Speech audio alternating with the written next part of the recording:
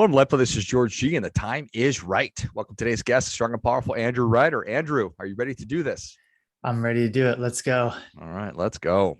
Andrew is a content marketing strategist and a copywriter, helping coaches and course creators to grow their audiences, create engagement, create new content, and never run out of ideas.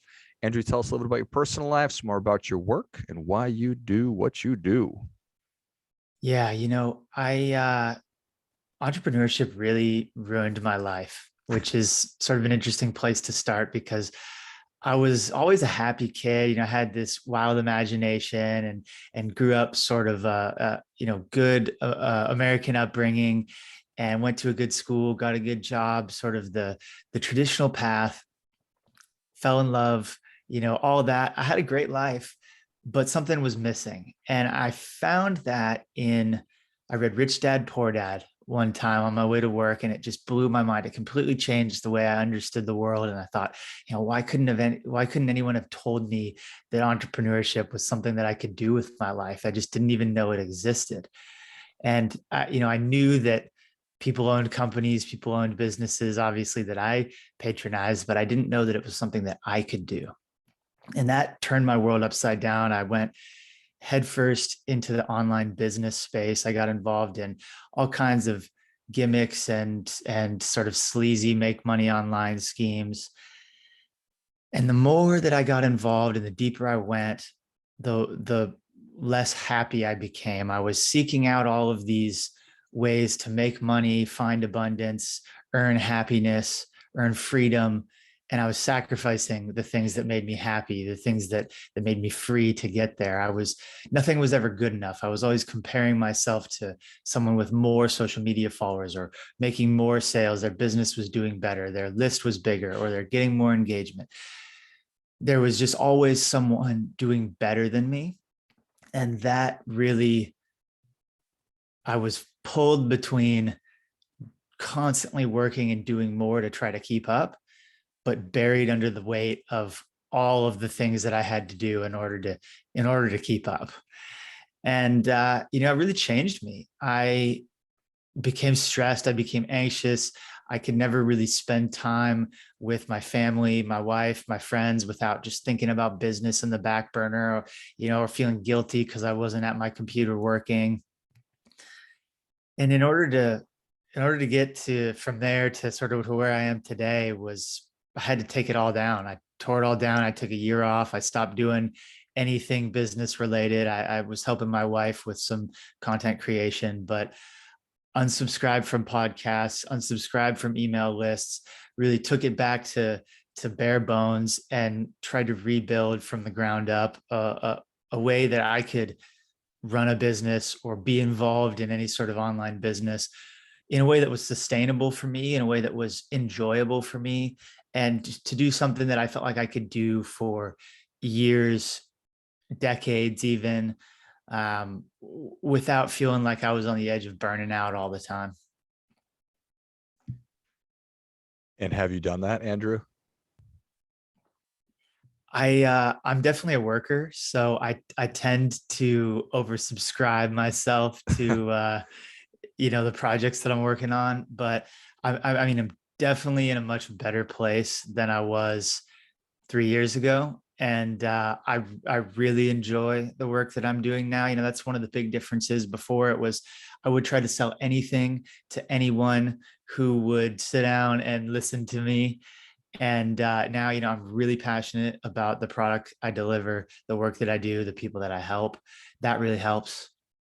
So Nice. yeah, I'd say, there's always room for improvement, but I'm happy with where I'm at.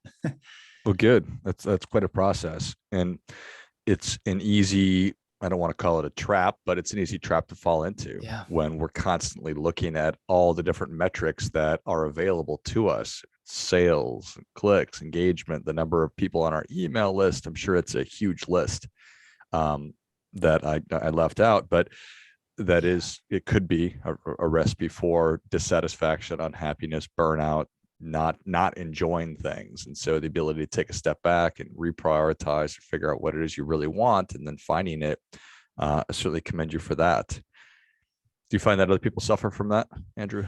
I do. I think there's sort of this issue on social media where everyone thinks that everyone else is making more money than they are, is happier than they are, just better off than they are.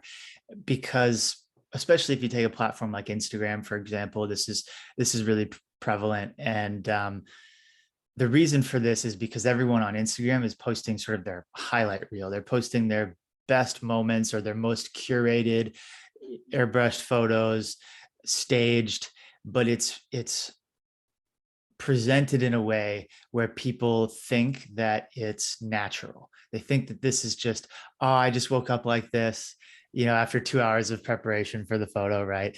It's and everyone knows that it's not natural, but the platforms are just so well designed and engineered to play to our psychology, our instincts, bypass those conscious objections and thoughts that we have and really play into our subconscious. It's really difficult to spend time on Instagram and not feel like you're a total failure. And I think a lot of business owners struggle with this because they're on social media to promote their business, to share tips and tricks or strategies, or to build an audience, but they're constantly being bombarded with competitors who just signed a new client, or somebody else who's, there's all this noise, all these other things going on, that it's really easy to get distracted away from the work that you're doing with your customer, or with the content you're creating. And all of a sudden you're down the rabbit hole looking at all these photos of all these people that are seemingly more successful than you. And it's really common for, you could be pulling in 1 or 2 clients a month, making 35, 40 grand a year, and everyone else who looks at your content will think that you're making 6 figures. Maybe you're closing in on 7 figures. Your business is just exploding. And that's the nature of the platform. So I think everyone struggles with this tug of war between trying to keep up with the breakneck pace that you see others, or you think others are going at, but also digging themselves out of this mountain of work and things that have to be done in order to get there. Yeah, it's 1,000% a lot. And being able to help people who have a great message, they have great information to share, but stuck in the middle of trying to figure out well, Gary Vee tells me I'm supposed to be doing 500 pieces of content a day, and there's a new platform, and how am I supposed to be creating content, and what's the right way to do that? And I want to make a great message, but I have no training in this, so I'm just sort of winging it, so it's a lot. Yeah, definitely. And so I've broken off one piece of this that I can teach, that I can help people with, that I think people really need help with, which is the content creation aspect of things. There's all different kinds of things you can work on to improve your business, improve your life, but content creation is what I do with my clients. And the way we look at it is, I have a framework called real content. And the reason it's called real content is because everywhere I look online, I see just empty, soulless content that is exactly that. It's Gary Vee says I need to publish 500 pieces of content. So I'm going to just flood the space with a bunch of empty things that I didn't really think about. They don't really have any value. They're just there to be there. And there's enough people who are doing this. You think about blog posts, for example. Nobody reads blog posts. The point of a blog post is to have the right subheadlines and the right number of bullets, and it's all optimized to get the algorithm to send you traffic, right? But nobody's actually reading those posts. It's just, how can I get someone to my site, signed up for my email list, or buying my product? And so there's all this content. Same with social media to some extent. It's all designed for what's favored by the algorithm, so that you can get eyeballs on your content, and you can get more engagement or whatever, grow your email list if that's what you're trying to do. but so much of it is empty. So much of it is lacking a personal touch. It's not unique. It's really focused on these templates and swipe files. There's a Steve Jobs ad, Apple advertisement from the late 90s. It's a pretty famous ad, and in it he says, here's to the rebels, the misfits, the round pegs in the square holes. And that line, the round pegs in the square holes, really, to me, characterizes the problem well, because entrepreneurs really are round pegs, or they're maybe some other shape, not a square, not a trapezoid. They don't fit in the neat little boxes that are on that. I don't know. You said you have young kids, so you probably have one of these games, or where you have these different pegs and they're different shaped holes, and you have to put the shapes in the right holes in order for them to fit. But this round peg doesn't fit in the square hole. The square peg doesn't fit in the round hole, right? And a lot of entrepreneurs, a lot of the business coaches who have designed these content systems, I think, are well intentioned, but they're trying to, rather than design a system that adapts to the uniqueness of the entrepreneur, they're designing systems that force the entrepreneur into a box. They force the round peg to become a square peg so that it can fit into the system. And as a result, most of the content that's going out is sort of generic. It's stripped of all of the uniqueness and the authenticity that this entrepreneur can bring to the table, because they're trying to follow a really rigid system. And so what I've tried to do is try to reverse that and adapt the system to fit the uniqueness of the entrepreneur, and to really highlight what their message is, to bring out their authenticity and their uniqueness in the way that they solve the problem, in the way that they view the problem. Because there's so many people out there who do similar things. There's a million content coaches. There's a million personal branding coaches. There's a million people who at surface level do something pretty similar to what I do. And the same is probably true for anyone listening. There's Sure. a million people who are personal trainers. There's a million people who do nutrition coaching, who do life coaching, who do whatever. How do you demonstrate that the way that you solve the problem is unique, and convince or inspire your audience to want to take action with that approach? That's the approach that I try to bring to content creation. Nice. Yeah. I think you summed that up really nicely. So the framework, I love me a good framework. So walk us through that real content framework. Sure. So, this is something that I've been working on recently, because for me, I kind of resist these 4-letter acronyms or 4-letter frameworks. I don't know why. But anyways, I finally put it together, and it's been quite helpful for not just for me, but for the folks I've shared it with. There's just so much information out there that it's helpful to have it organized in a neat and tidy way. So I finally caved and put it together like this. So the framework is really all of the things that I'm thinking about when I'm coming up with ideas, when I'm writing content, and when I'm interacting with my audience. So it sort of has a multi-purpose reminder to me. And so the R stands for relationships. The purpose of what I do, the purpose of the content that I create, the stories that I tell, the work that I do, is to build a relationship with whoever's reading it. The purpose is not to make a transaction. It's not to sell the click. It's not to gimmick someone into clicking a button, or to use an automation to put their name in the subject line. The point is to get someone to actually want to open my email.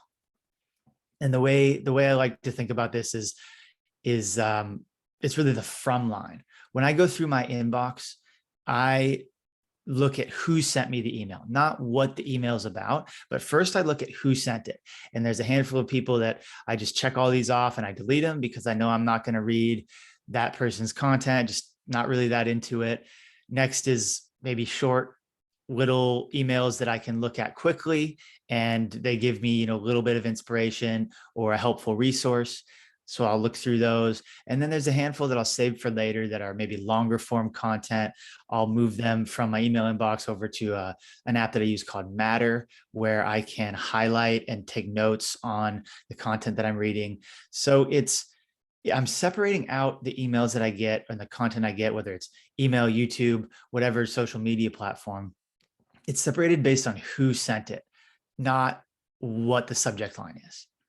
And that's really what the relationship is. It's, do you want to hear from this person? Not, is this subject line so good that I feel compelled to open it because this 99% offer is expiring in 2 minutes and I want to see what it is, right? And it's not to say you shouldn't have good subject lines. You should absolutely have good subject lines. You should just also realize that the relationship that you're building with that person is the most important aspect of what you're doing. Because at the end of the day, if they don't trust you, they're not going to buy from you. And relationships, you build a relationship on a foundation of trust. So that's the first aspect of everything that I do, is to focus on building that relationship rather than compromising it. It's one of those things, trust, where it takes years to build it, but you can break it in an instant. Yeah, well said. All right, what's E? The E is entertaining. So everything that I do is got to be entertaining. If it's not entertaining, somebody's going to go, you're not going to make it through the email. Maybe, they like some of my content, but we've got to build enough of a relationship to where they're going to open it. But how are they going to get through that? Are they going to click away to go back to Facebook? Are they going to go look at cat videos? Are they going to do any other number of 1,000 different things that they could do that is more entertaining than reading sort of a self-improvement, business improvement newsletter, right? It's got to have some aspect of entertainment in there. And the story I like to tell related to this is from Gladiator, the movie with Russell Crowe. He's this powerful lieutenant in the Roman army. He commands a bunch of forces, and he's close with Marcus Aurelius, the emperor, and he's next in line. Sort of, Marcus Aurelius wants to make Maximus the emperor, but his son is a little bit crazy, a little bit out there. Commodus, he discovers this scheme, he kills his father, and he becomes the emperor, and then attacks Maximus, kills his family, and Maximus becomes a slave. He's forced to fight in the gladiator arena, right? And he's more skilled as a combatant, as a warrior, as a strategist than anyone else who's out there. And so he dismantles his opponents. He uses better strategy. He uses his better skill in the arena, and he wins, right? He wins these fights he's not supposed to be winning. But it's not until his slave owner comes to him, Proximo, he comes and he says, look, the only way you're going to earn your freedom, you can win fight after fight after fight. You only have to lose one fight to be done forever, right? You have to win 1,000,000 times, but you only have to lose once, and that's game over. But the only way that you can earn your freedom and stop having to fight is if you win the crowd. You have to entertain them, right? So there's that famous line from the movie where he wins this battle and he sort of throws his sword in disgust and he says, "Are you not entertained?" And that's the idea of entertainment, is that we're all going out into this gladiator arena every day, whether it's Instagram or it's Facebook or it's email. It's messy out there. Everyone's fighting for engagement, attention. Everyone's trying to be entertaining. It's that reminder that the only way that you're going to win this battle and not have to keep fighting it day after day after day after day, fighting for the same scraps, is to do something entertaining, to really entertain, make your audience want to be there reading your content. It also just helps further that relationship. I love it. That's a great way to think about it. All right. What's the A? The A is authenticity. There's a lot of people struggle to really put themselves out there in their content. They think that maybe there's not a place for the way that they see things, or that they're afraid that other people are going to judge them for the way that they feel. And I know this really well because I was like this for a long time. I would see all of these ideas and these stories, but I didn't have a good avenue for delivering the type of content that I wanted to create. I didn't really like a lot of the social media games that went on, and I didn't want to put my content out there. I just didn't see it being valuable to those audiences. You know, it's not long form content that I write, but it's also not short tips and tricks that are you can just skim through quickly. It does require you to read it. A lot of times it requires you to think about it a little bit, to think about how it's going to apply to your life, if you're going to get any value out of it. And I didn't see a real home for that on an Instagram or a Twitter, for example. And so I didn't publish for a really long time because I didn't see how that would fit in. I was scared of putting myself out there, and that was definitely a mistake. The greatest asset that I have is my unique approach. We kind of already talked about this a little bit, but showing why my round peg is actually an advantage as opposed to all of the other different shapes of pegs and different things that you could be doing. Showing why you want to create content in this way instead of just publishing 500 different things that are trite, or maybe they're sort of obviously inspirational. The Gary V type content is an example of that, where it's like it's inspirational, but it's kind of surface level. It's obvious, and it'll get you enough motivation to scroll to the next tweet. And then that tweet will give you the next inspiration to scroll to the next one. But there's not any substance there. There's not any inspiration to move forward and actually make a change in your life or in your business. Love it. And the L? The L is to leave them wanting more. So with everything that we've done up to this point, you're focusing on relationships, entertainment, authenticity, really pouring yourself out into this content that you're creating. You need to channel that inspiration. One of the things that I teach, and as I'm helping these folks to create these stories, to tell these stories, to build up that inspiration or build up that momentum that's coming out of the story you're telling, the anecdote you're using, is building that into some sort of action, some sort of next step. Otherwise, like, reading content is not going to get you anywhere. I promise, because I did it for 5 years. I consumed all the content that you could possibly consume. I was downloading every lead magnet I could find on Facebook. I was listening to 15 different podcasts on double speed. I was on YouTube. I was on all of these platforms, consuming all this content. You got to actually get out and do something. You got to build something, create something, have a conversation with someone, help someone. You have to take action. And so it's valuable to get inspired. It's valuable to see a new way to solve your problems, but you need to then direct that energy into actually doing something. So it could be as simple as, hey, reply to this email and let me know what you think about this particular aspect of what I was talking about. Do you have this problem? How do you solve this problem in your business? What are you struggling with right now? Just getting a little bit of engagement going, getting a little bit better of an understanding of the problems that your audience has and the way that they're thinking about solving them. That market research can be invaluable. Love it. But it could also be directing them to buying something, signing up for your coaching program, booking a call with you, buying your book, whatever that might be. But it's directing that energy. It's building up all of this energy through the entertainment, the authenticity, the story that you're telling, and then directing them into doing something about it. Love it. Relationships, got to entertain the people, needs to be authentic, and leave them wanting more. Well, Andrew, those are solid for sure. The people are ready for that difference-making tip. What do you have for them?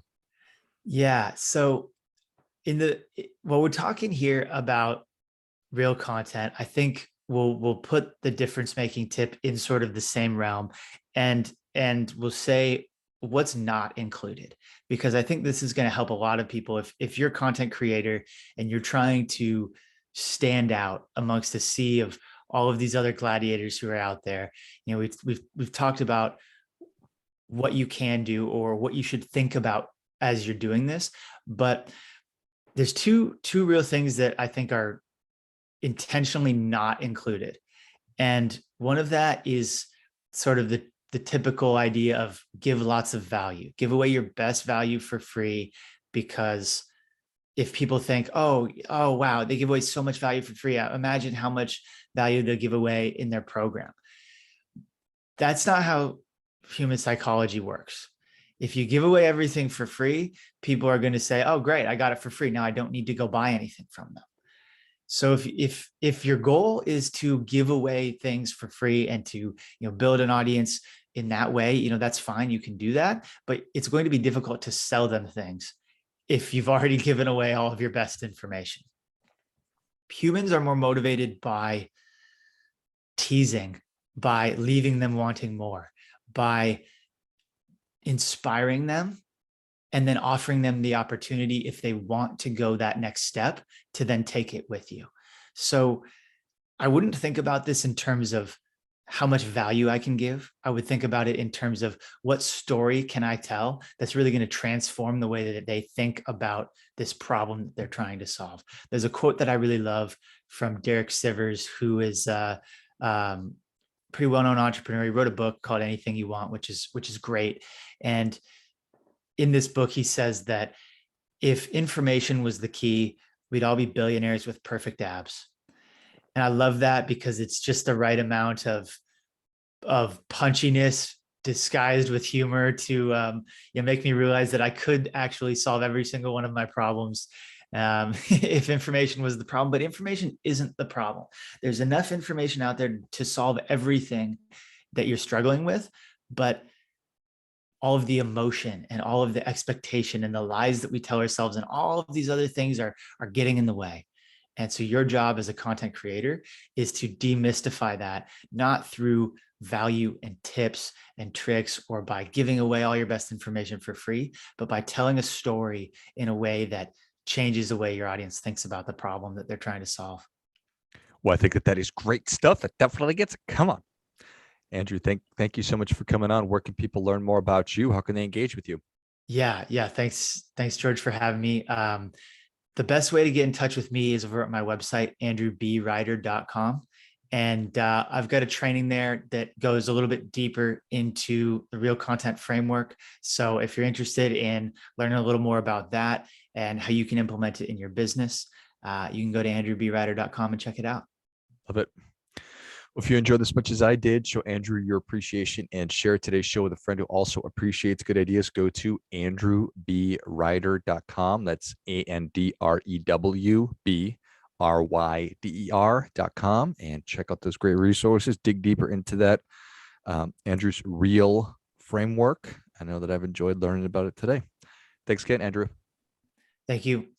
And until next time, keep fighting the good fight. We are all in this together.